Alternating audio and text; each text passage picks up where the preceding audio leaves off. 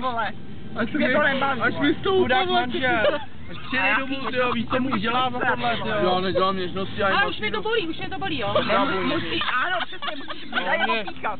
Mě taky, prosím. Ale prosím tě, povídej. Pokus nás. Ty vole, online, online. Prosím tě, nejdu. Rovně. No tak to jdi do prdele. Jestli se tohle bolí a peku, jdi do prdele. Já si upozorňuji, Rovně. 3 hodiny jezdit. 3 hodiny budeš mi jezdit. Tamhle pracuju, kdybyste chtěli vidět tamhle. Ale nepracuješ, vole, tady seš. Tamhle KPMG vidíte ty 4 hodiny na zádech. A nepůjdeme do práce chlastat, tam něco najdeme. Jdi do prdele, tam by si mě opíkal. Rozumíš, jako. Ty vole, to někdo natáčí to ne, ty vole. Proč?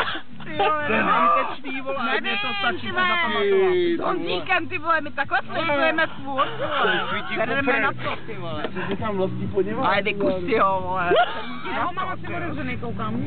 Má otevřenou. Já už jsem zavřel. No, já špatně asi. Dobrý večer. Zavři dveře, vole. Stáhni kalhoty, ukaž ptáka. Marko, a teď do levýho pruhu a budeme na konci tunelu odbočovat doleva. A ty jdeš houbu taky, ty vole. Ale 1000 korun jedem domů. Měj si koule do větru. Tak kdo tady bude navigovat?